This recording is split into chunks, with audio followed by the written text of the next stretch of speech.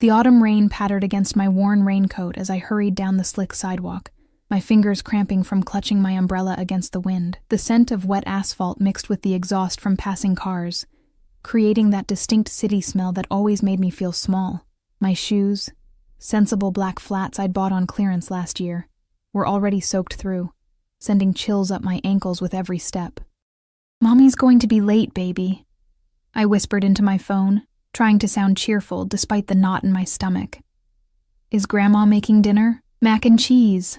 My 5-year-old daughter Lily's voice was the only warmth in this dreary evening. "With the dinosaur shapes, perfect. Save some for me, okay? I love you, sweetie. Love you too. Bye." I tucked the phone into my purse and quickened my pace. The restaurant where I waited tables was just 2 blocks away, and my shift started in 15 minutes. Being late wasn't an option. Not when Marcus, the manager, had already given me that look last week when I'd asked for a schedule change to attend Lily's parent-teacher conference. Single mothers didn't get the luxury of second chances in jobs like these. The streetlights flickered on as dusk settled over the city, casting long shadows across storefronts. I'd just rounded the corner when I saw him, Ryan, leaning against a parking meter half a block ahead, scrolling through his phone.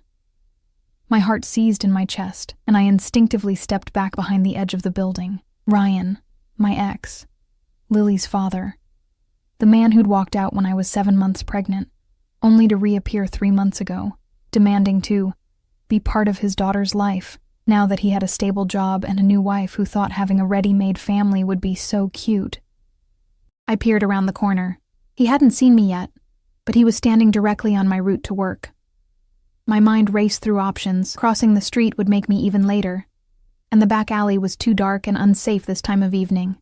I could text Marcus, but what excuse would I give? Sorry, hiding from my ex who may or may not try to serve me custody papers again. Just then, Ryan looked up from his phone and turned in my direction. I jerked back, pulse hammering in my throat. Had he seen me? The cold brick wall pressed against my back as I tried to steady my breathing. I couldn't deal with him tonight. Not before an 8-hour shift, not when I was already exhausted from staying up late working on Lily's Halloween costume. The restaurant's red neon sign glowed in the distance, taunting me from beyond Ryan's position. I had to get past him somehow. A black Mercedes pulled up to the curb nearby, its engine purring softly against the backdrop of city noise. The windows were tinted dark, but I could make out a silhouette of someone stepping out.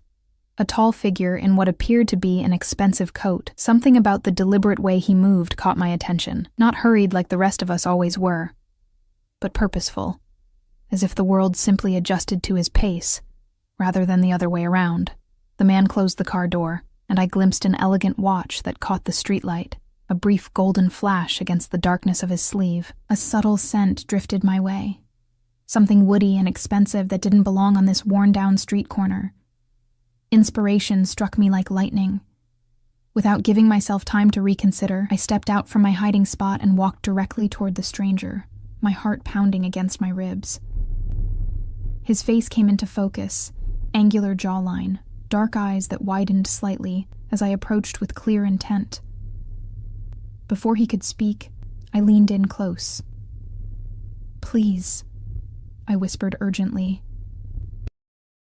"My ex is over there. Could you just pretend you know me for 10 seconds? I didn't wait for his answer. Ryan had spotted me and was already pushing away from the parking meter, his mouth forming my name. In pure desperation, I did the only thing that might shock Ryan enough to keep him at bay. I stood on my tiptoes, placed my hands on the stranger's solid chest, and pressed my lips against his. The kiss was meant to be quick, just for show, but several things happened at once. The stranger's initial stiffness melted away as his arm snaked around my waist, pulling me closer with a strength that made my breath catch. Ryan called my name, his voice carrying over the sound of passing traffic, and something electric shot through me, from my lips down to my toes, as the stranger tilted his head and deepened what should have been a fleeting touch. When we broke apart, I felt dizzy. The stranger's eyes had darkened, and there was something in them I couldn't quite read. Surprise, certainly, but also something more calculating. His hand remained at the small of my back, warm and steady. "Ella?" Ryan's voice came from just a few feet away now, confusion and annoyance evident in his tone. I turned, still within the circle of the stranger's arm, and feigned surprise. "Oh, Ryan. I didn't see you there." Ryan's gaze shifted between me and the man beside me, his expression souring. "We need to talk about the custody arrangement. You've been dodging my calls."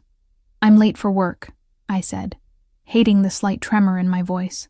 "Whatever it is can wait." I felt the stranger's arm tighten almost imperceptibly around me, and he cleared his throat. When he spoke, his voice was deeper than I'd expected, with the barest hint of an accent I couldn't place. "Is there a problem?" The question was simple, but something in his tone made it sound like a warning. Ryan blinked, suddenly seeming to register the cut of the stranger's coat, the Mercedes idling at the curb, and the imposing figure standing a few paces behind us. A broad-shouldered man I hadn't noticed before, with an earpiece and an expressionless face. Ryan took an involuntary step back. No problem," he muttered. "I'll call you tomorrow, Ella." He retreated quickly, shooting glances over his shoulder as he went. I exhaled slowly, relief washing over me even as embarrassment crept up my neck in a hot flush. I stepped away from the stranger, immediately missing his warmth in the chilly evening air. "Thank you," I said, not quite able to meet his eyes. "I'm so sorry about that. I don't usually go around kissing random men on the street, I swear." When I finally looked up, I found him studying me with an intensity that made me shiver. A faint smile played at the corner of his mouth. A mouth that, moments ago, had been pressed against mine. "No apology necessary," he said. His gaze lingered on my face for a moment, before dropping to the name tag pinned to my coat. "Ella." The way he said my name sent another shiver through me, this one having nothing to do with the cold. "I'm going to be late," I stammered, gesturing vaguely toward the restaurant. "Thank you again. Really." I turned to go, but his voice stopped me. "Wait." I paused, looking back over my shoulder. He stood perfectly still, the rain seeming to avoid him somehow while the rest of us got drenched. "Perhaps I could come by later, after your shift." It wasn't quite a question. The streetlight caught the side of his face, illuminating features that belonged on a magazine cover, rather than this dreary corner. High cheekbones, dark stubble along his jaw, and eyes that seemed to see right through me. "I don't even know your name," I said, my voice barely audible above the traffic. "Alexander," he replied, "but you can call me Alex." Before I could respond, a car horn blared nearby, startling me. When I looked back, he was already sliding into the back seat of the Mercedes, the door held open by the stone-faced man in the earpiece, the window rolled down just enough for me to see those dark eyes once more. "I'll see you later, Ella." The car pulled away from the curb, leaving me standing in the rain, late for work, and unable to shake the feeling that something momentous had just happened. Something I couldn't take back. I arrived at the restaurant 5 minutes late, breathless and flustered. Marcus gave me a stern look but said nothing as I hurried to clock in and don my apron. Throughout my shift, I moved on autopilot, taking orders and delivering plates while my mind replayed that kiss over and over. What had I been thinking? And worse, what if Alex actually showed up later? I didn't need complications in my life, especially not the kind that arrived in Mercedes with brooding eyes and mysterious accents. By closing time, I'd convinced myself he wouldn't come. Men like him didn't pursue women like me, harried single mothers with perpetual dark circles under their eyes and sensible shoes. The kiss had been a momentary diversion, nothing more. I was wiping down my last table when Marcus called from the front. "Ella, someone asking for you." My heart leapt into my throat as I peered toward the entrance. Through the glass door I could see the black Mercedes parked directly in front, its engine running, exhaust creating clouds in the cold night air. And there, standing just inside the doorway, was Alexander. He'd removed his coat, revealing a charcoal suit that fit him perfectly.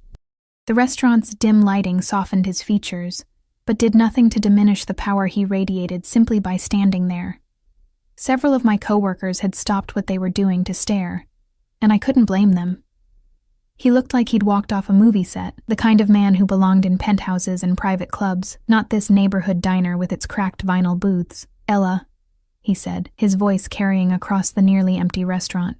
"I promised I'd see you later." And just like that, My carefully constructed life, the one where I worked 2 jobs to make ends meet, where I tucked my daughter in every night with stories about princesses who saved themselves, where I kept my head down and my expectations low, began to unravel with the pull of a single thread.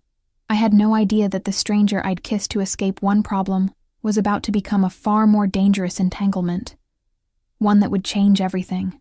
"You didn't have to come," I said, my fingers nervously twisting the strap of my purse as we stood near the entrance. The night air rushed in each time the door opened, carrying with it the scent of his cologne, something that smelled like leather and spice and things I couldn't afford. Alex smiled, a subtle curve of his lips that didn't quite reach his eyes. I wanted to. Those 3 simple words hung between us. I'd spent my entire adult life being unwanted, by Ryan when the pregnancy test turned positive, by potential employers when they saw the gap in my resume, by landlords who frowned at the mention of a child. Being wanted, even in this small way, felt unfamiliar. "I'm just heading home," I said, glancing at the clock. It was nearly midnight. "I have to relieve my mother. She watches Lily, my daughter, when I work late shifts." Something flickered across his face at the mention of Lily. Interest, perhaps, or calculation. "Allow me to drive you." It wasn't really a question, and every instinct told me to decline. I knew nothing about this man except that he drove an expensive car, wore clothes that probably cost more than my monthly rent, and kissed like he could read my mind. But it was raining harder now, and the thought of waiting 20 minutes for the bus, then walking 4 blocks from the stop to my apartment, made my already aching feet throb in protest. "Okay," I heard myself say. "Thank you." Outside, the man I'd noticed earlier, the one with the broad shoulders and earpiece, stood beside the car, opening the rear door as we approached. Up close, I could see the subtle bulge of a weapon beneath his jacket, and my steps faltered. Alex noticed, his hand coming to rest lightly at the small of my back. "That's just Victor. Security is a necessary precaution in my line of work." "What exactly is your line of work?" I asked, sliding into the plush leather interior of the car. It smelled new and expensive, with none of the fast food wrappers and forgotten toys that littered the floor of my old Honda. Alex settled beside me, his thigh inches from mine. Import-export, primarily. Some real estate development. His tone suggested the topic was closed, so I didn't press. I gave Victor my address, watching as he programmed it into the navigation system without comment. The privacy partition rose silently, leaving Alex and me alone in the back seat. Rain streaked the tinted windows, transforming the city lights outside into watery smears of color. "That man at the corner," Alex said after a moment of silence. "The ex. He's Lily's father?" I nodded, surprised he'd made the connection. "Ryan. We were together for 3 years. He left when I was pregnant, and now he's back. He wants partial custody," I said, the words tasting bitter. "After 5 years of nothing, no child support, no birthday cards, nothing, he shows up with a lawyer and a new wife and decides he wants to play daddy." Alex's jaw tightened almost imperceptibly. "Men should take responsibility for their children," he said, his accent becoming more pronounced. "Family is everything." There was something in his voice, a conviction, a hardness, that made me look at him more closely. In the dim interior of the car, shadowed by passing streetlights, he seemed older than I'd initially thought, not in his features, which were undeniably handsome, but in his eyes. They held the weight of someone who'd seen too much. "Do you have children?" I asked, then immediately regretted my prying. A sad smile ghosted across his face. "No, not yet." The car turned onto my street, a row of aging apartment buildings with security bars on the lower windows. I felt a flush of embarrassment as Victor pulled up to my address. The building wasn't the worst in the neighborhood, but the flickering exterior light and graffitied mailboxes were a stark contrast to the luxury of the Mercedes. "This is me," I said unnecessarily, reaching for the door handle. "Wait." Alex's hand covered mine, warm and firm. "Have dinner with me tomorrow." I blinked, certain I'd misheard. "Dinner?" "Yes, I know a place not far from here. Good food, quiet atmosphere." My mind raced through a dozen practical objections. I had nothing to wear to the kind of restaurant someone like him would frequent. Babysitters were expensive. I had an early shift the next day, but what came out was, "Why?" The question seemed to amuse him, because I'd like to know more about the woman who kissed me on a street corner. Heat rushed to my face. "That was unexpected," he finished for me, "and interesting." "I find you interesting, Ella. No one had found me interesting in a very long time. I was a fixture, a function, a mother to Lily, a daughter to my mom, a waitress to the customers, a tenant to my landlord. Being seen as something more was both terrifying and exhilarating. "I can't," I said reluctantly. "I have Lily, and bring her." That stopped me short. Most men I'd encountered since becoming a mother treated Lily as an inconvenience at best, an outright deal-breaker at worst. None had ever suggested including her from the start. "You want to have dinner with me and my 5-year-old daughter?" I asked skeptically. Alex nodded, completely serious. "I'd like to meet her. Unless you're uncomfortable with that." I should have been uncomfortable. Everything about this situation should have set off alarm bells. The expensive car, the security guard, the way he'd appeared at my workplace, his interest in my daughter. But there was something in his expression, a sincerity beneath the confidence, that made me hesitate to refuse. "She can be a handful," I warned. "I'm sure she's delightful," he said. And for the first time that night, his smile reached his eyes, like her mother. Before I could process the compliment, he reached into his jacket and withdrew a business card, pressing it into my palm. It was heavy cardstock, embossed with just his name and a phone number. "Text me your address. I'll pick you both up at 6. Victor was already opening my door, the night air rushing in to break the spell of the car's intimate warmth. I stepped out onto the sidewalk, clutching the business card like a talisman. "Good night, Ella," Alex said, his eyes holding mine for a moment longer than necessary. Then the door closed, and the Mercedes glided away into the rainy night, leaving me with questions that would keep me awake long after my mother left, and Lily's soft snores filled our small apartment.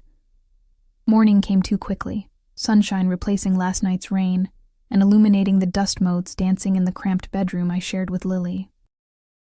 She was already awake, her small fingers tracing patterns on my cheek. "Mommy, your phone keeps buzzing," she said, her breath smelling of the sugary cereal she must have already helped herself to. I groaned, reaching for my phone on the nightstand. 3 missed calls from work and a text from an unknown number. Looking forward to this evening. Does Lily have any food preferences I should know about? Last night rushed back to me, the kiss, the car ride, the dinner invitation I'd somehow accepted.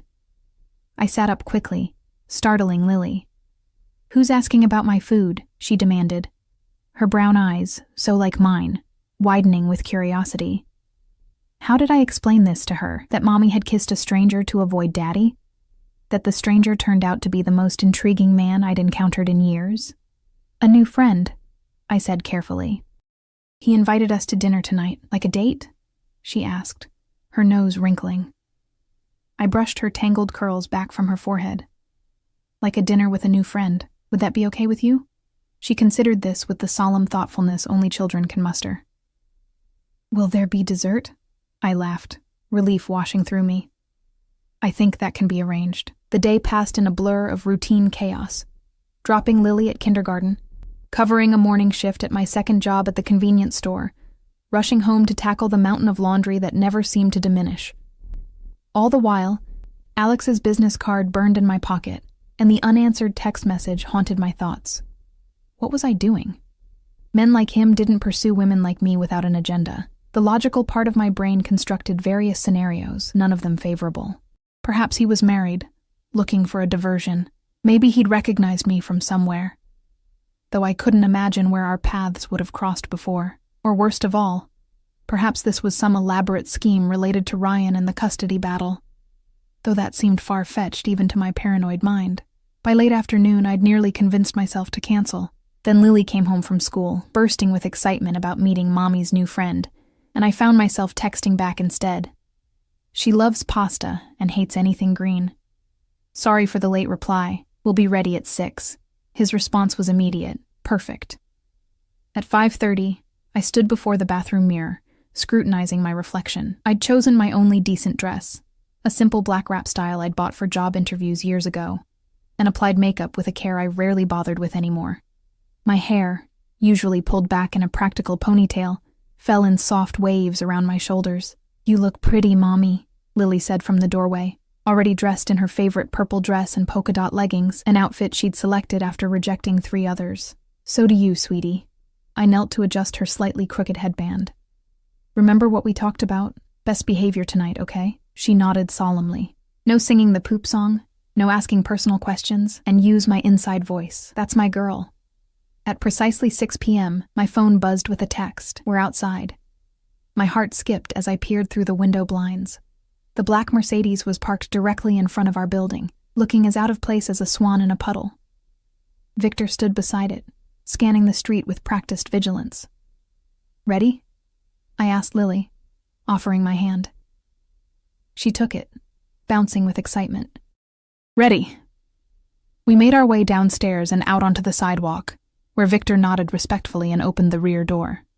Alex emerged from the car rather than waiting inside, a courtesy I hadn't expected.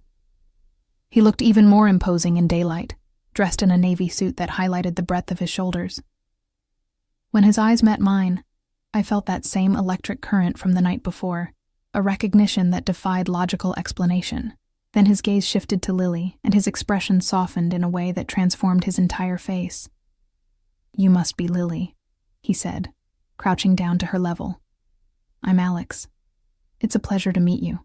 Lily, usually shy with strangers, particularly men, surprised me by stepping forward confidently. "Are you Mommy's boyfriend?" I felt heat rush to my face, but Alex didn't miss a beat. "I'm a friend who would very much like to take you and your mother to dinner," he replied seriously. "I hear you're a pasta enthusiast." She giggled at the formal phrasing. "I like spaghetti best. Do you? I prefer penne, but I respect your position on the matter." This sent her into another fit of giggles, and just like that, any awkwardness dissolved. Alex straightened, his eyes finding mine with an unspoken question. I nodded, unable to suppress a smile of my own. As we settled into the car, Lily immediately peppered Alex with questions about the vehicle's features, particularly enthralled by the button that controlled the privacy partition. He answered each query with a patience I found both surprising and touching. The restaurant wasn't what I expected. Not some ultra-exclusive establishment in the city center, but a cozy Italian place in a neighborhood adjacent to mine. As we entered, the maitre d' greeted Alex by name, leading us to a corner table partially secluded by a decorative screen. "I come here often," Alex explained, noting my surprise. "The owner is from my homeland." "Where is that?" I asked, realizing how little I knew about him. "Montenegro," he said. "A small country on the Adriatic Sea. I came to America 20 years ago." Before I could ask more, the owner himself appeared, a jovial man with a thick accent who clasped Alex's hand warmly and beamed at Lily and me. Something was exchanged in a language I didn't understand, and the owner's eyes widened slightly as they fixed on me. "Benvenuta alla familia," he said, patting my hand before disappearing toward the kitchen. "What did he say?" I asked as we settled into our seats. Alex looked momentarily discomfited. "A welcome. He's very traditional." The evening progressed with an ease I couldn't have anticipated. Alex ordered for us, after confirming our preferences, and the food that arrived was simply divine, nothing like the Italian-American fare I was accustomed to. Lily was on her best behavior, clearly enchanted by Alex, who treated her with the same respectful attention he showed me. As we shared a dessert, tiramisu that melted on the tongue, I found myself studying him, trying to reconcile the powerful, intimidating figure from last night with the man who was now helping Lily pronounce mascarpone correctly, his deep laugh rumbling when she deliberately mangled the word. "Why are you looking at me like that?" he asked quietly, when Lily became distracted by the small toy the owner had brought her. "I'm trying to figure you out," I admitted. "Ask me anything," he offered, though something in his expression suggested there would be boundaries to his transparency. I considered my question carefully. "Last night, you said family is everything to you, but you also said you don't have children. I'm wondering about your family." A shadow crossed his face, so brief I might have imagined it. "My parents died when I was young. I was raised by my uncle." He took a sip of his wine. "I have cousins, distant relatives, business associates who have become like family. I'm sorry about your parents, I said, recognizing the familiar contours of loss in his carefully neutral tone. He acknowledged this with a slight nod. It was a long time ago. My mother would have liked you, he added unexpectedly. She valued strength. You have it in abundance. The compliment caught me off guard. Me? I'm barely keeping it together most days, and yet you do, he said, his gaze intense. You provide for your daughter, you stand up to your ex, you work multiple jobs. That is strength, Ella. No one had ever framed my daily struggle as strength before. In my darkest moments, I'd seen it as mere survival, sometimes even failure to provide Lily with the life she deserved, the stability I'd never had. Mommy, I'm sleepy, Lily announced, interrupting the moment as she leaned against my side, her eyes heavy. Alex signaled for the check, which the owner refused with a wave of his hand and another stream of that melodic language. Alex didn't argue, instead slipping what I suspected was a very generous tip to our server. The drive home was quiet, Lily dozing against my shoulder. When we arrived at my building, Alex insisted on escorting us upstairs. Security concerns, he said, though the neighborhood was quiet tonight. At my door, Lily mumbled a sleepy goodnight before I ushered her inside to brush her teeth. When I returned to where Alex waited in the hallway, I found myself suddenly nervous, unsure of the protocol for ending an evening that wasn't quite a date, but felt far more significant than a casual dinner. Thank you, I said simply. For dinner. Lily had a wonderful time, and you? He asked, stepping closer. I did too, I admitted. He reached out slowly, giving me time to step back if I chose, and tucked a strand of hair behind my ear. His fingers lingered against my cheek, warm and slightly calloused. Not the manicured hands I'd expected from someone of his apparent wealth. I'd like to see you again, he said, his voice low. Both of you. Warning bells sounded in the back of my mind. Too fast, too intense, too good to be true. But I found myself nodding anyway. I'd like that. He leaned down, and I thought he might kiss me again, but instead, his lips brushed my cheek, achingly gentle. Good night, Ella. I watched him walk away, a strange mixture of relief and disappointment swirling in my chest. Only after the sound of his footsteps had faded did I close the door, leaning against it as I tried to make sense of the emotions coursing through me. What I didn't know then, couldn't have known, was that while Alexander had been exceedingly careful in what he revealed about himself that night, others had been far less discreet. As I tucked Lily into bed and prepared for another day of mundane struggle, a photograph taken by a passerby outside the restaurant was already making its way through channels that would set in motion events beyond my comprehension. The stranger I had impulsively kissed to avoid one danger had unknowingly placed me directly in the path of another, one far more perilous than I could have imagined. 3 days passed before I heard from Alex again.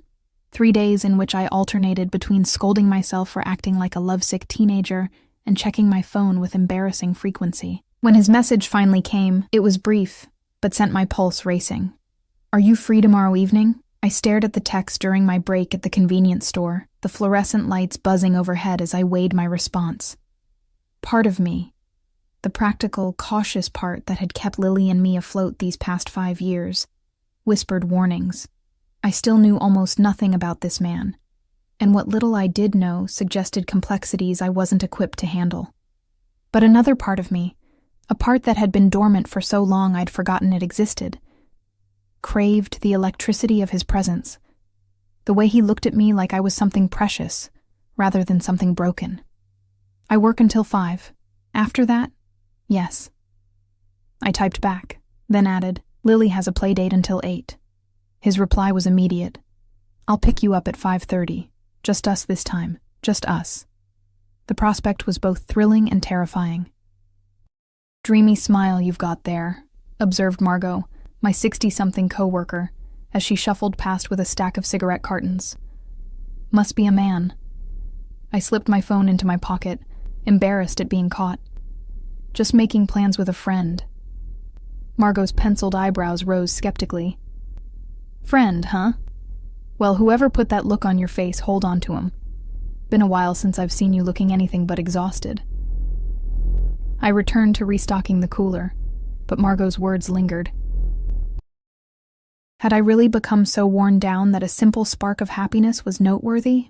The next evening, I rushed home from work and showered in record time, blow-drying my hair with one hand while applying mascara with the other. Lily watched from her perch on the closed toilet lid, swinging her legs and offering fashion advice. "Wear the blue top," she declared. "Alex will think you look pretty." I paused, mascara wand midair. "Honey, this isn't... Alex and I are just friends." She gave me a look far too knowing for her 5 years. "He looks at you the way Prince Charming looks at Cinderella in my book." "Oh, really?" I tried to sound amused rather than flustered. "And how's that?" "Like your magic," she said simply.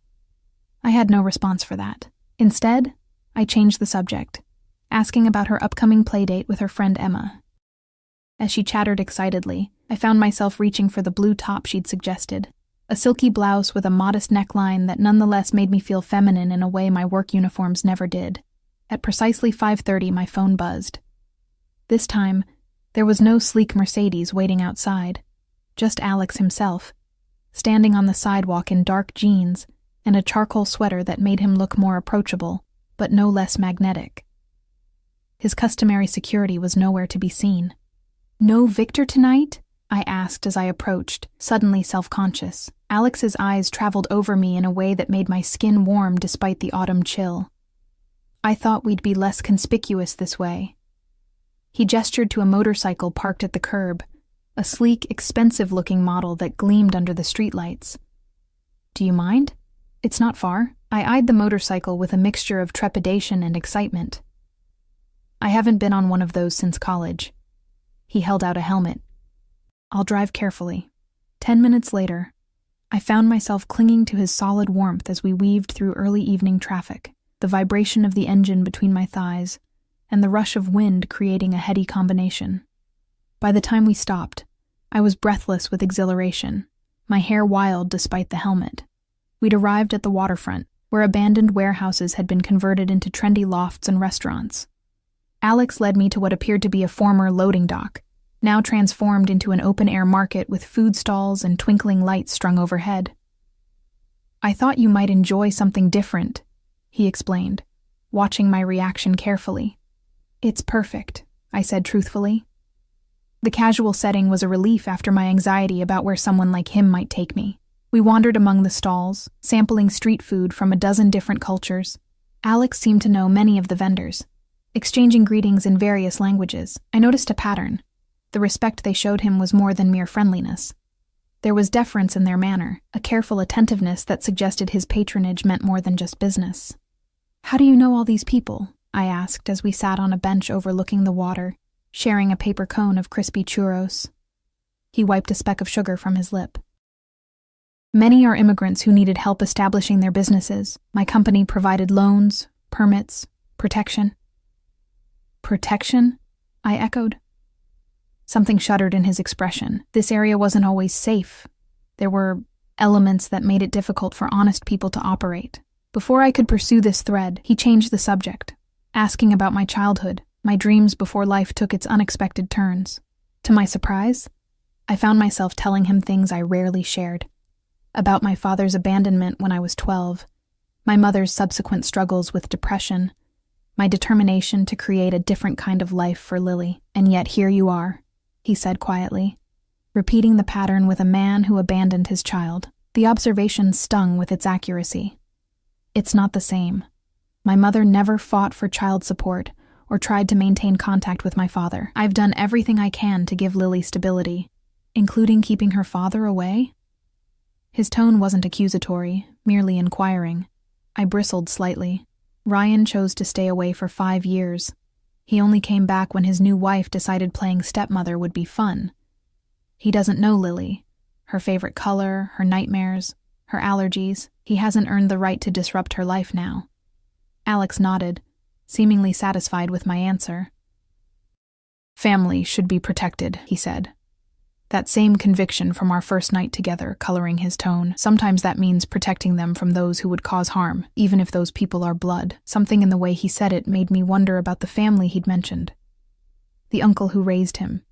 the cousins he referred to as distant. There was a story there, one etched in the hard lines around his mouth when he spoke of protection. "What about you?" I ventured. "You said your parents died when you were young.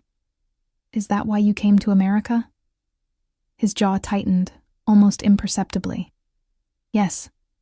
My uncle brought me here after they were killed." "Killed?" The word slipped out before I could stop it. Alex was silent for a long moment, his gaze fixed on the darkening water. When he finally spoke, his voice had a controlled quality that suggested he was choosing his words with extreme care. "There was violence in my country. Political instability. My father was on the wrong side of powerful people." He turned to me, his expression grave. "That's why I understand your instinct to protect Lily. I know what it is to be a child caught in adult conflicts." The raw honesty in his voice made my throat tight. Without thinking, I reached for his hand, twining my fingers with his. His skin was warm despite the cooling night air, and he squeezed gently, a silent acknowledgement of shared understanding. We sat like that for a while, the comfortable silence punctuated only by the distant sounds of laughter and music from the market behind us. When he finally spoke again, his voice was lighter. "Tell me about Lily. What makes her laugh? What scares her? I want to know." And so I told him about Lily's boundless energy and fierce opinions, her love of dinosaurs and ballet, her fear of thunderstorms that had her crawling into my bed during summer nights. He listened with genuine interest, sometimes asking questions that revealed his own lack of experience with children, but never made me feel like I was boring him. "She asked about you yesterday," I admitted, as we walked back toward his motorcycle. "She wanted to know when we'd see you again." His expression brightened. "And what did you tell her?" "That I didn't know. That adults have complicated schedules." He stopped walking, turning to face me. "My schedule is not too complicated for the two of you." The intensity of his gaze made my breath catch.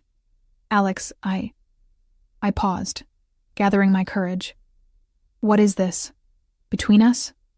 "Because I need to be careful, for Lily's sake." "What do you want it to be?" he countered, stepping closer. The truth was, I didn't know. The sensible part of me recognized all the warning signs, the speed of our connection, the obvious differences in our worlds, the mysteries he seemed reluctant to explain.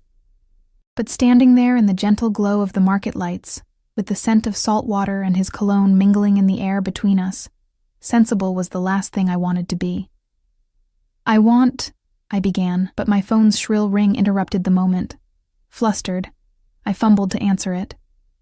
Emma's mother's voice came through, sounding apologetic. "Ella, I'm so sorry, but Lily's not feeling well. She says her stomach hurts, and she's asking for you." My maternal instincts immediately overrode everything else. "I'll be right there," I promised, already calculating the fastest route to Emma's house. When I hung up, Alex was already pulling out his phone. "Where is she? I'll have my driver take us." "No, I can grab a ride share." "Ella," his tone brooked no argument. "Your daughter is sick. Let me help." 10 minutes later, we were pulling up to Emma's house in the now familiar Mercedes, Victor at the wheel. I barely waited for the car to stop before jumping out, Alex close behind me. Emma's mother met us at the door, looking relieved. "She's in the bathroom," she explained. She was fine, then suddenly complained about her stomach after dinner. No fever, though. I found Lily curled on the bathroom floor, her small face pale and tear-streaked. "Mommy," she whimpered, reaching for me. "I'm here, baby," I soothed, feeling her forehead. It was cool to the touch, which was a relief. "What hurts?" "My tummy," she moaned. "It's doing flips." I helped her up, murmuring comforting nonsense as I guided her out of the bathroom. In the hallway, I was surprised to find Alex crouched at eye level, his expression one of genuine concern. "Hello, little one," he said gently. "Not feeling well?" Lily shook her head miserably, then unexpectedly reached for him. Without hesitation, Alex scooped her into his arms as if he'd been doing it her entire life. "My mother used to say that stomach aches needed 3 things, he told her as we walked to the car. "Warm tea, a soft blanket, and someone to tell you stories until you fall asleep." Lily rested her head against his shoulder. "What kind of stories?" "Stories about brave little girls who befriend dragons," he said. his accent more pronounced as he settled her into the back seat. My homeland is full of such tales. I watched, a lump forming in my throat, as this man I barely knew cradled my daughter with such natural tenderness. It was disarming, this glimpse of gentleness from someone who otherwise radiated power and control. Back at our apartment, Alex insisted on helping. While I got Lily into her pajamas, he found his way around my tiny kitchen, brewing chamomile tea and locating the crackers I kept for upset stomachs. By the time I emerged from the bedroom, he had arranged a makeshift nest of blankets on the couch and was warming a heating pad in the microwave. "You didn't have to do all this," I said, oddly touched by his efficiency. He shrugged, a gesture too casual for his usual demeanor. "I wanted to help." Lily patted out in her dinosaur pajamas, looking marginally better. Her eyes lit up at the sight of the blanket nest, and she allowed Alex to tuck the heating pad against her middle, while I held the tea for her to sip. "Story now?" she asked him hopefully. And so, in my cramped living room, with my daughter's head pillowed on his lap, Alexander, a man who arrived in a Mercedes with armed security, told a story about a little girl who found a dragon's egg in the mountains of his homeland. His deep voice wove images of mist-shrouded peaks and ancient forests, of brave deeds and loyal friendships. By the time he finished, Lily was asleep, her breathing deep and even. "You're good with her," I said quietly as he gently extricated himself, laying her head on a cushion. "Children are honest," he replied, his voice equally soft. "They see what adults often miss." We moved to the kitchen, where I offered him coffee, the only thing I had that seemed appropriate for an adult guest at this hour. He accepted, leaning against my chipped countertop as I prepared the French press. "Thank you for tonight," I said. "For the date. For helping with Lily. All of it." "Date?" he echoed, one eyebrow lifting. I felt heat rush to my face. "It was a date," he confirmed, his mouth curving into a smile that made my heart stutter. "The first of many, I hope." He moved closer, until I could feel the warmth radiating from his body. "Ella," he said, my name like a caress in his accent. "I should tell you something." The serious tone made me tense. "What is it?" "The night we met wasn't entirely coincidence." I froze, coffee forgotten. "What do you mean?" He sighed, running a hand through his dark hair, the first genuinely nervous gesture I'd seen from him. "I knew who you were. I'd seen you before, at the restaurant where you work. You'd been watching me?" The thought was unsettling. "Not in the way you're thinking," he hastened to add. "I own the building. I was there meeting with the owner about renovations, and I saw you." A faint smile crossed his lips. "You were kind to an elderly couple who couldn't decide on their order, patient, when others would have been frustrated. I remembered the couple, regulars who always took forever to order, then inevitably changed their minds halfway through the meal. So you were... what? Planning to approach me?" "I was considering it," he admitted. "Then you approached me instead, in a way I could never have anticipated. I didn't know whether to feel flattered or manipulated. Why are you telling me this now?" He reached for my hand, his thumb tracing circles on my palm. "Because I don't want secrets between us. Not about this. Are there other secrets I should know about?" I asked, not entirely joking. A shadow crossed his face. "There are aspects of my business that are complicated. Things I don't discuss with anyone who isn't directly involved." The vagueness of his answer should have alarmed me more than it did, but standing there in my kitchen, with Lily sleeping peacefully in the next room, and this enigmatic man looking at me like I was the only thing that mattered, I found it difficult to summon the appropriate caution. "I understand privacy," I said finally. "Everyone has parts of themselves they keep guarded." Relief flickered across his features. "Thank you." He raised my hand to his lips, pressing a kiss against my knuckles that sent shivers racing up my arm. "I should go. You both need rest." I walked him to the door, suddenly reluctant to see him leave. In the dimly lit hallway, he paused, his eyes searching mine. "Can I see you again tomorrow? Perhaps bring dinner here, for both of you." "Lily would love that," I said. "And so would I." He leaned down, and this time there was no interruption as his lips found mine. Unlike our first kiss, the desperate charade on the street corner, this one was deliberate, unhurried. His hand cradled my face, thumb stroking my cheekbone as if I were something delicate and precious. I melted into him, my fingers clutching the soft material of his sweater. When we broke apart, I was breathless, my heart pounding against my ribs. "Good night, Alex." "Sweet dreams, Ella," he murmured, his accent thicker than usual. I watched him until he disappeared down the stairwell, then closed the door and leaned against it, a ridiculous smile spreading across my face. It lasted until I checked on Lily, who was still sleeping soundly on the couch. As I brushed a curl from her forehead, reality reasserted itself. What was I doing? Falling for a man I barely knew. A man with complicated business and armed security. A man who admitted to watching me before we met. It was reckless, potentially dangerous.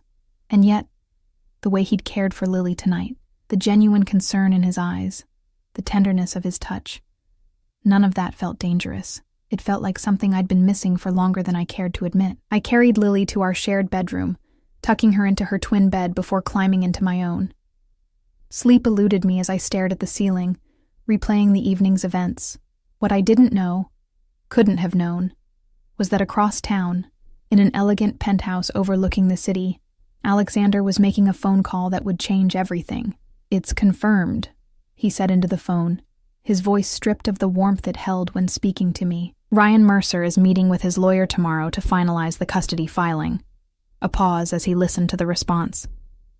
"No, she doesn't know who he really works for. She thinks it's just her ex being difficult." Another pause. "Yes, I'm sure. I'll handle it personally." He ended the call and moved to the window, staring out at the city lights, his expression hard as granite. "No one threatens what's mine," he murmured to the empty room. "No one." Meanwhile, I drifted to sleep, oblivious to the forces already in motion. Forces that would soon reveal the true nature of the man I was falling for, and the real reason he'd entered my life. Morning sunlight filtered through the threadbare curtains of our bedroom, warming my face as I slowly woke. Lily was already up, her bed empty, and I could hear the muffled sound of cartoons from the living room. For a moment, I simply lay there, savoring the peaceful start to my day off, a rare luxury in my normally hectic life. Then the memories of last night flooded back. Alex's revelation that he'd noticed me before our chance meeting. The way he'd cared for Lily. That kiss that had left me dizzy and wanting more. I touched my lips, half expecting them to still tingle from his touch. My phone chimed with a text message, and I reached for it, smiling when I saw Alex's name. "Good morning. How is Lily feeling?" The simple inquiry warmed me more than it should have. "Much better, thank you. Already up watching cartoons. I'm glad to hear it. Would 6 p.m. work for dinner tonight?" I typed back a confirmation, then forced myself to set the phone aside and start my day. There were errands to run, laundry to finish, and a stack of bills waiting for my attention. The mundane realities that grounded me when Alex's presence threatened to sweep me into a fantasy world. Lily and I spent the morning at the local park, where she seemed fully recovered from last night's stomachache, racing around the playground with her usual boundless energy. I sat on a bench watching her, my mind drifting between practical concerns and daydreams about the evening ahead. "Ella?" I turned at the familiar voice, my stomach immediately knotting. Ryan stood a few feet away, dressed in the business-casual attire of his new job as an insurance adjuster, his expression cautiously friendly. "What are you doing here?" I asked, instantly on guard. The park wasn't in his neighborhood. He gestured vaguely. "I was in the area for a client meeting. Thought I might run into you two." His eyes tracked Lily on the swings. "She's gotten taller." "Children do that," I said, unable to keep the edge from my voice. "Especially when you haven't seen them for 5 years." Ryan winced but didn't retreat. Instead, he sat beside me on the bench, maintaining a respectful distance. "I deserve that. I deserve worse, actually." He ran a hand through his hair, still the same nervous gesture from when we were together. "I was hoping we could talk about Lily. We have nothing to discuss until I hear from my lawyer." The words came out automatically, a defensive shield I'd constructed after his first attempts to reconnect. "That's just it," he said, his voice lowering. "I'm dropping the custody case." I blinked, certain I'd misheard. "What?" "I'm backing off," he continued, No court, no custody battle. I want to be in her life, Ella, on your terms. Whatever you think is best. Suspicion immediately flared. This abrupt about-face didn't align with the aggressive stance he'd taken just a week ago, when he'd threatened to take me for everything if I didn't agree to his custody demands.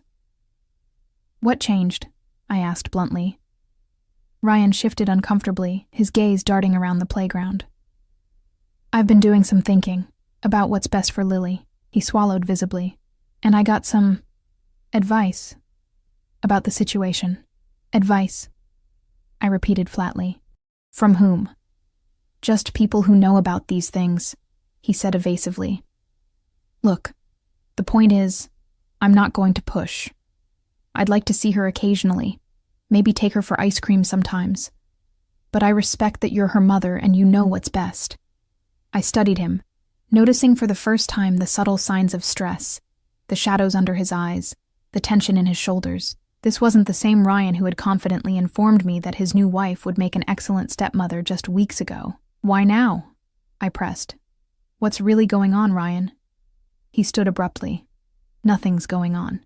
I just realized I was being selfish.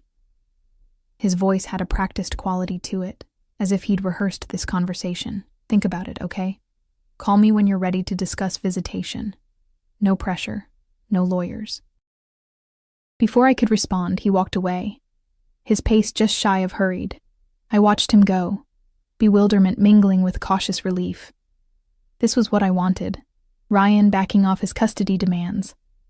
But the suddenness of it left me uneasy. Lily raced over, breathless from playing. Who was that man talking to you, Mommy? I hesitated, unsure how to explain. She had no memories of Ryan, knew him only as a name and a concept. The father who wasn't there. Just someone I used to know, I said finally. Are you hungry? Let's get lunch. Throughout the afternoon, Ryan's strange behavior nagged at me.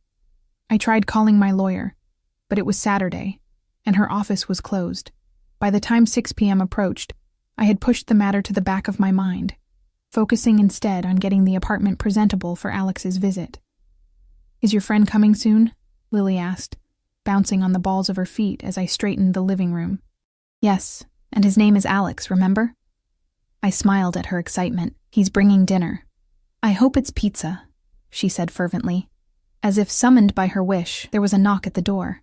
I opened it to find Alex standing there, more casually dressed than I'd seen him before in dark jeans and a simple button-down shirt, his arms laden with bags that smelled tantalizingly of tomato sauce and cheese.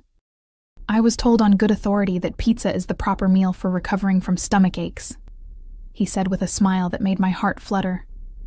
Lily squealed with delight, immediately taking one of the smaller bags from him and peeking inside. Cookies, she exclaimed.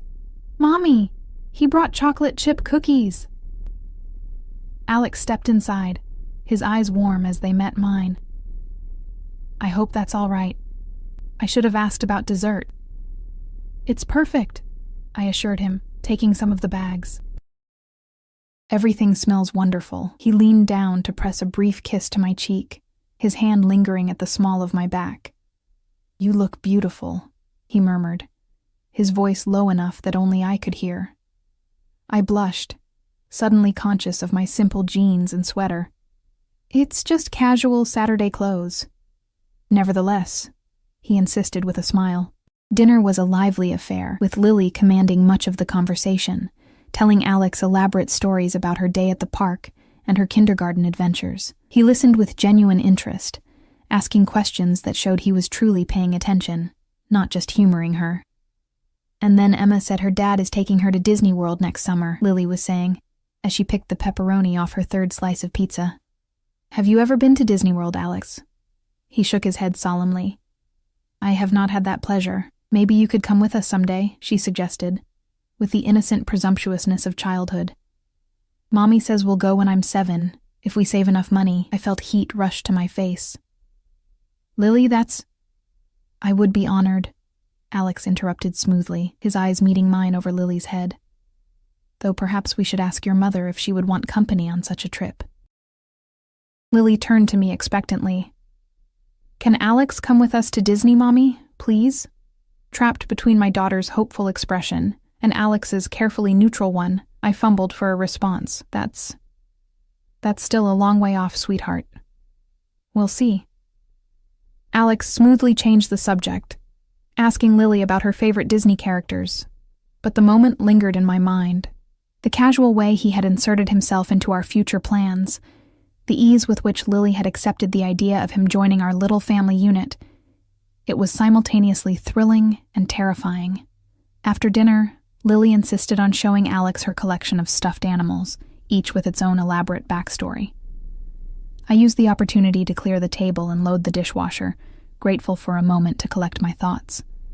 I was rinsing plates when I felt Alex's presence behind me. His hand settled on my waist, gentle but firm. "She's looking at her Disney book," he murmured, his breath warm against my ear. "Planning our trip in detail, it seems." I turned to face him, finding myself trapped between his body and the counter. "You shouldn't encourage her like that. Disney World, really? Why not?" He reached up to tuck a strand of hair behind my ear, his touch sending shivers down my spine. "Is it so hard to imagine us still being in each other's lives 2 years from now?" The question caught me off guard with its directness. "Alex, we've known each other for a week. Some things don't require years to recognize," he said, his accent thickening as it often did when he spoke with intensity. "From the moment you kissed me on that street corner, I knew you were different. Special. Because I assaulted you with my lips to avoid my ex?" I tried to joke, uncomfortable with the weight of his words. He didn't smile. "Because you were brave, resourceful, beautiful." His hand cupped my cheek. "I've known many women, Ella. None have affected me the way you do." The sincerity in his voice was almost painful to hear. Part of me wanted to lean into it, to accept the fairy tale he seemed to be offering. But the practical part of me, the part that had survived abandonment and single motherhood and countless disappointments, couldn't surrender so easily. "There's still so much I don't know about you," I said quietly. His expression shuddered slightly. "What do you want to know?" I took a deep breath. "I ran into Ryan today, at the park." If I'd expected surprise, I was disappointed. Alex's face remained carefully neutral. "Your ex? What did he want?" "That's the strange part. He told me he's dropping the custody case, completely backing off." I watched Alex closely as I continued. "He said he received some advice that changed his mind." Something flickered in Alex's eyes. Satisfaction, perhaps, quickly masked. "People can have changes of heart. Ryan doesn't have a heart to change," I countered. "He's been threatening me with lawyers for weeks, and suddenly he's willing to see Lily on my terms? It doesn't make sense." Alex stepped back slightly, creating space between us. Perhaps he realized he was fighting a losing battle. Or perhaps someone convinced him to back off, I said, my suspicion crystallizing as I watched his reaction. "Someone like you." His silence was answer enough. "What did you do, Alex?" I asked, my voice barely above a whisper. "Did you threaten him? Pay him off?" "I protected what matters to me," he said finally, his tone even but with an underlying steel I hadn't heard before. "You and Lily deserve peace, not harassment from a man who abandoned his responsibilities." A chill ran down my spine despite the warmth of the kitchen. "That wasn't your decision to make. You had no right." "He was hurting you," Alex interrupted, his control slipping for the first time since I'd known him. "Using your child as a weapon. Men like that don't respond to reason or legal arguments. They respond to strength." "What exactly did you do?" I pressed, suddenly afraid of the answer. He exhaled slowly, visibly reining himself in. "Nothing violent, if that's what you're worried about. I simply made it clear that pursuing this custody battle would not be in his best interest. And he just believed you? A stranger?" A cold smile touched Alex's lips. "I am not without influence in this city. Your ex-boyfriend recognized my name." The implications of that statement hung in the air between us. I thought about the deference shown to him at the restaurant, the armed security, the way he spoke of protection with such conviction. "Who are you really?" I asked, my voice steadier than I felt. He held my gaze unflinching. "I am a businessman with interests in many areas. Some of those areas operate in gray zones of the law. My family came to this country with nothing, and we built something substantial, not always by following the rules." Your family? I echoed. The uncle who raised you, he nodded. My uncle made certain decisions after my parents were killed, decisions that shaped our future in this country. I inherited his position when he died 10 years ago. The pieces were clicking into place. His wealth, his power, the fear he seemed to inspire in others. You're not just an import-export, are you? That is one aspect of my business, he said carefully. But no, not just that. Are you... I hesitated, the word feeling absurd even as I said it. Are you in the Mafia? For a moment, I thought he might laugh or dismiss the question. Instead, he sighed, running a hand through his dark hair. That word has certain Hollywood connotations, he said. But yes, I lead an organization that some would categorize that way. We have interests in legitimate businesses throughout the city, but also in enterprises that operate outside conventional laws. I took an involuntary step back, my mind reeling. You're a criminal. I am a man who provides for his people, he corrected, a hint of defensiveness creeping into his tone. Who protects those who rely on him, who ensures that businesses can operate without harassment, that neighborhoods stay safe, that disputes are settled without involving authorities who don't understand our communities. And you what? Shake people down for money? Deal drugs? Kill people? My voice rose slightly before I caught myself, glancing toward the living room where Lily was still engrossed in her book. Alex's expression hardened. I don't deal in drugs or human trafficking. Those are lines I don't cross. As for the rest, he shrugged, the gesture somehow more chilling for its casualness. I do what is necessary to maintain order and respect. I wrapped my arms around myself, suddenly cold despite the warm kitchen. I can't have this in my life, in Lily's life. You know that, right? Pain flashed across his features, quickly masked by resignation. I understand your concern, but Ella, you must know I would never allow any harm to come to either of you. Quite the opposite. My world might be dangerous, but those under my protection are the safest people in this city. Under your protection, I repeated. Is that what we are to you? People to protect? Possessions? No, he said fiercely, stepping forward to grasp my upper arms. You are everything to me, both of you. From the moment I saw you in that restaurant, something in me recognized something in you, and when you kissed me, he broke off, a rueful smile touching his lips. I was lost. The intensity in his eyes was almost frightening. You don't even know me, I whispered. I know enough, he insisted. I know you're strong, loyal, fierce in protecting what you love. I know you work harder than anyone should have to. I know your laugh, your scent, the way you look at your daughter like she's the most precious thing in the world. His thumb brushed my cheek. I know I want to give you everything you've ever been denied. Part of me, a treacherous, yearning part, wanted to lean into his touch, to accept the protection and passion he offered. But the rational part of my brain was screaming warnings. Mommy? Lily's voice broke the tension as she appeared in the kitchen doorway, clutching her Disney book. Can we have cookies now? I stepped away from Alex, forcing a smile. Sure, sweetie, just one, though. It's almost bedtime. As I moved to get the cookies, the doorbell rang. I frowned, not expecting anyone. I'll get it, Alex said, his demeanor instantly shifting to alert wariness. He motioned for me to stay with Lily as he moved toward the door, his posture suddenly reminding me of a predator scenting danger. Through the kitchen doorway, I watched him check the peephole, his body language relaxing slightly before he opened the door. A man in a dark suit stood there, not Victor, but someone with the same watchful demeanor. They spoke in hushed tones, the visitor's expression grave. Whatever news he delivered caused Alex's posture to stiffen, his hand clenching at his side. After a brief exchange, the man left, and Alex closed the door, his face a mask of controlled fury when he turned back toward me. What is it? I asked, instinctively pulling Lily closer to my side. A business matter that requires my attention, he said, his voice carefully modulated.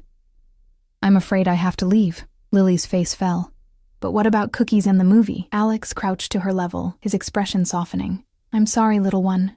Another time, I promise. He touched her cheek gently. Save a cookie for me, yes? She nodded solemnly, and he straightened, his eyes finding mine over her head. I'll call you tomorrow, he said.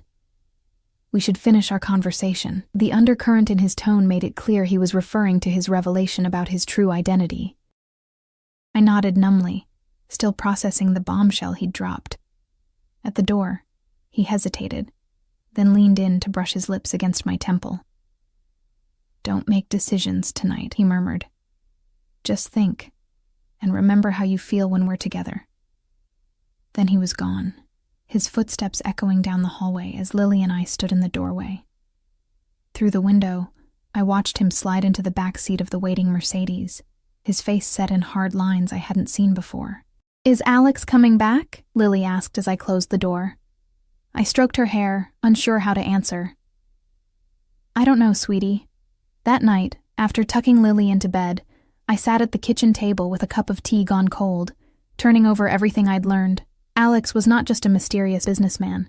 He was some kind of organized crime boss, a man who operated outside the law, who had enough power to frighten Ryan into dropping his custody claims. I should have been terrified, should have been planning how to extricate myself from his life. Instead, I found myself remembering the tenderness with which he'd held Lily when she was sick, the way he listened to her stories with genuine interest, the passion in his voice when he spoke of protection and family. My phone chimed with a text message, startling me from my thoughts. "You and Lily are safe. I've arranged for someone to watch over your building tonight. We'll talk tomorrow." "Rest well, Ella." I stared at the message, unsure whether to find it comforting or disturbing that he had someone watching over us. Before I could decide how to respond, another text came through. "No matter what you decide about us, know that you will always have my protection. Both of you." That is non-negotiable. The presumption in those words should have angered me. The assumption that we needed his protection, that he had the right to provide it without my consent. Instead, I felt a confusing mixture of irritation and security, like being wrapped in a blanket that was both constraining and warm. I was composing a response when an urgent knock at the door made me jump. It was nearly midnight, too late for casual visitors. Fear spiked through me as I approached the door cautiously, peering through the peephole. What I saw made my blood run cold. 2 uniformed police officers stood in the hallway, their expressions grave. With trembling fingers, I opened the door. "Yes? Ella Mercer?" the female officer asked. "Yes, that's me. I'm Officer Chen. This is Officer Ramirez. May we come in? We need to speak with you about Ryan Mercer." My heart hammered against my ribs. "What about him? Has something happened?" Officer Chen's expression softened slightly. "Ms. Mercer, I'm sorry to inform you that Ryan Mercer was found deceased earlier this evening. His vehicle was involved in what appears to be a single-car accident." The floor seemed to shift beneath my feet. "Dead? Ryan is dead?" "Yes, ma'am. And we have some questions about his relationship with you, as well as your relationship with Alexander Dragovich." The formal pronunciation of Alex's full name sent a chill through me. As the officers stepped into my apartment, their questions already beginning, my phone buzzed with another incoming text. I glanced down, seeing Alex's name on the screen along with a preview of his message. "Don't speak to anyone until my lawyer arrives. I had nothing to do with..." The rest was cut off, but the implication was clear. As I looked up at the waiting officers, the reality of my situation crashed down around me. Somehow, in the space of a week, I had gone from a struggling single mother to a woman entangled with a man powerful enough to make my ex back off, dangerous enough to warrant police suspicion, and possessive enough to place me under his protection, whether I wanted it or not. And the most frightening part, despite everything, a part of me still yearned for his touch, still responded to the memory of his voice, still wondered if the connection between us was worth the danger it clearly represented. "Ms. Mercer?" Officer Chen prompted. "Are you ready to answer some questions?" I took a deep breath, glancing toward the bedroom where Lily slept peacefully, unaware that her father, a man she'd never really known, was gone forever, and that the man she'd so quickly embraced might be responsible. "Yes," I said quietly. "I'll tell you what I know." Dawn was breaking as the police finally left my apartment. I stood at the window, watching their patrol car pull away, exhaustion and shock making my limbs feel heavy. Throughout the endless night of questioning, I had told them everything I knew about Ryan, about Alex, about the strange conversation in the park. Everything except the text message Alex had sent just as they arrived. That I had kept to myself, a small betrayal that weighed on my conscience.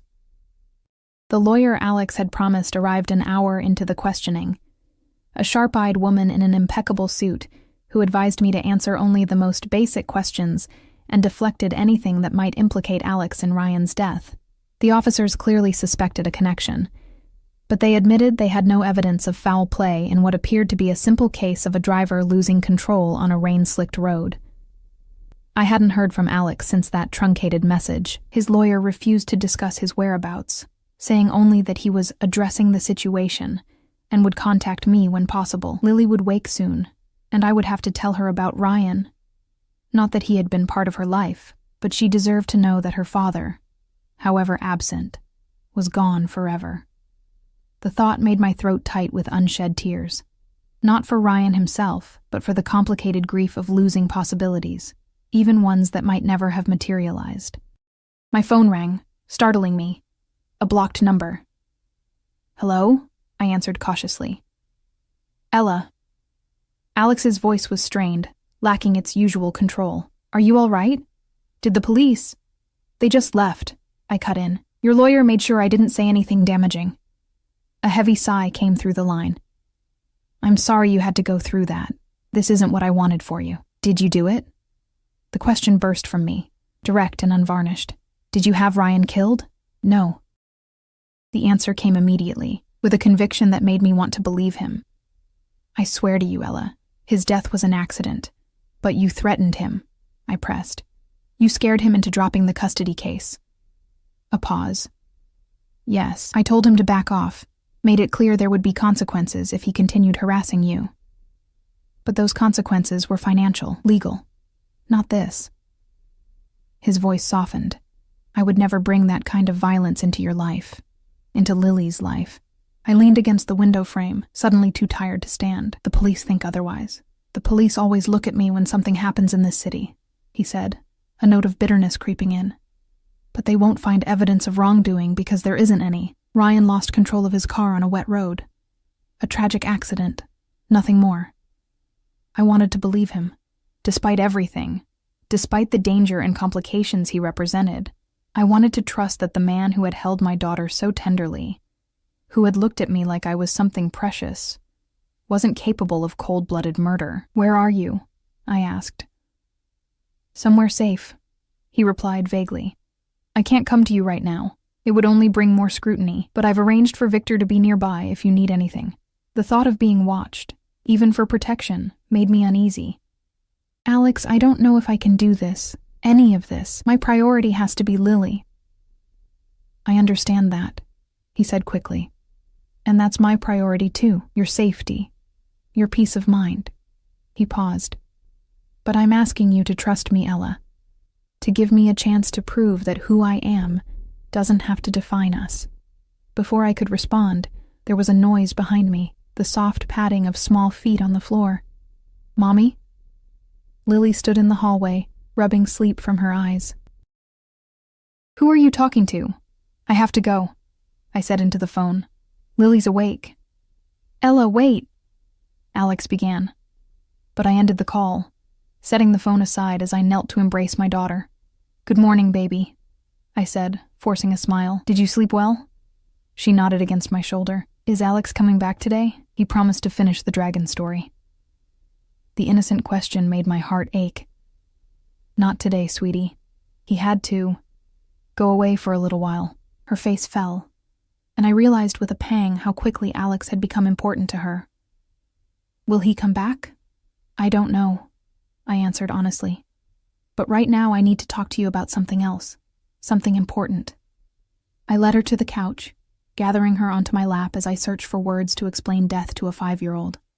As I began to speak, tears filling both our eyes for a man she had never known, I made a silent promise to myself.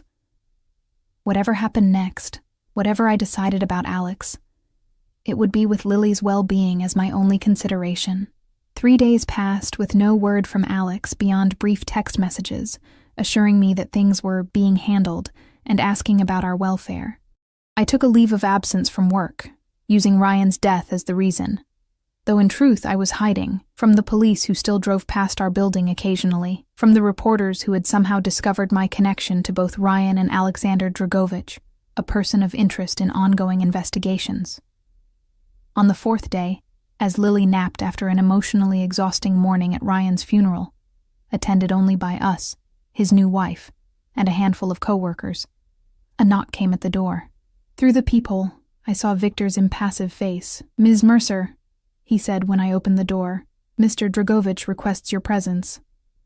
"I can't leave, Lily," I said, gesturing to the bedroom where she slept. Victor nodded, unsurprised. "He anticipated that. The car is waiting when you're ready, both of you." An hour later, with Lily still groggy from her nap, we were being driven through the city toward the waterfront. Passing the market where Alex and I had shared churros just a week ago, the car continued beyond the renovated warehouse district to a more secluded area, eventually pulling up to a modern building with glass walls overlooking the water. Victor escorted us through a private entrance and up an elevator that required a key card. When the doors opened, we stepped directly into a spacious penthouse apartment with breathtaking views of the harbor. Alex stood at the window, his back to us, his posture tense. "Alex!" Lily broke free from my grasp and ran to him. He turned, his face lighting up as he crouched to catch her in his arms.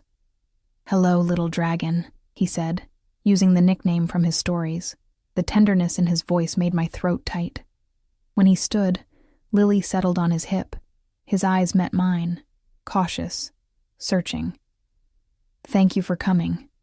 "Victor didn't make it sound optional," I replied, though we both knew I could have refused. "Please sit," he said, gesturing to a seating area. As Lily explored the apartment with wide-eyed curiosity, Alex explained the situation. The police investigation into Ryan's death had concluded it was indeed an accident, a combination of high speed, wet roads, and alcohol in his system. Alex had been cleared of any involvement. "But there are other matters," he continued. "Investigations into some of my business dealings. It would be complicated for you to be associated with me right now." My heart sank. "So this is goodbye?" "No," he said firmly. "This is a proposal."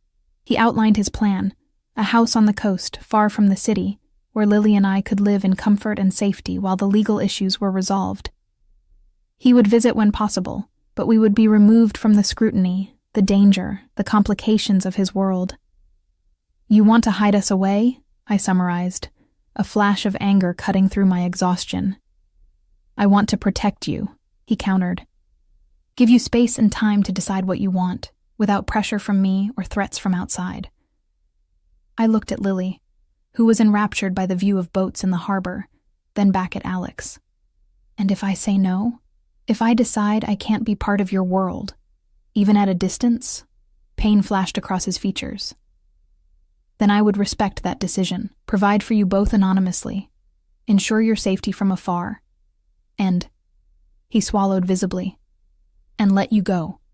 The sincerity in his voice was unmistakable.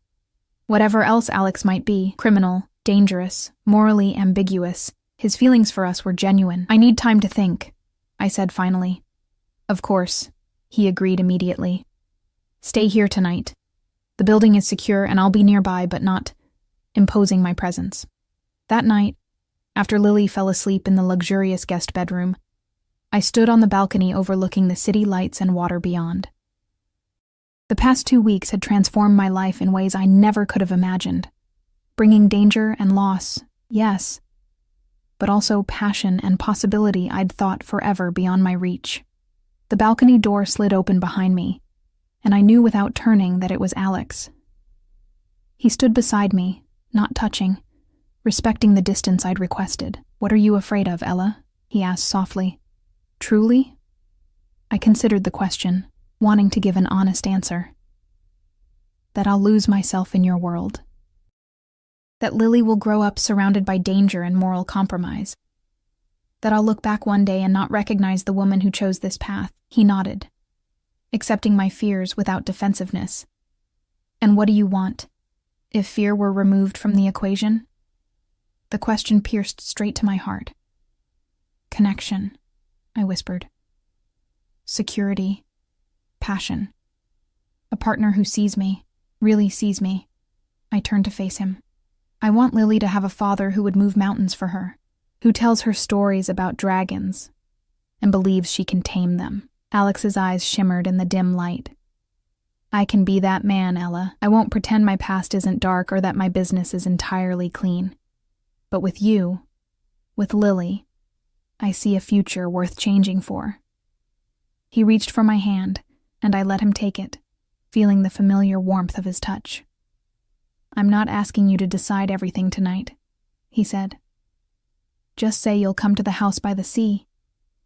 Give us time to find our way forward, on your terms. As I looked up at him, this powerful, dangerous, tender man who had upended my carefully constructed life, I realized that my decision had already been made. Not in this moment, but in a series of moments, when he held Lily as she slept, when he listened to her stories with genuine interest, when he looked at me like I was the answer to a question he'd been asking his whole life. Yes, I said softly. We'll come. His smile transformed his face, years of hardness melting away as he pulled me gently into his arms. Against the backdrop of city lights and distant waves, I rested my head against his chest, listening to the steady beat of his heart. The path ahead was uncertain, fraught with complications and potential dangers, but for the first time in years, I wasn't facing it alone. Whatever came next, we would face it together. The single mother, the crime boss, and the little girl who had unknowingly brought them together with a dragon story and a dream of Disney World.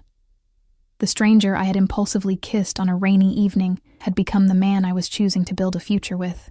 Complicated, dangerous, beautiful, and entirely ours.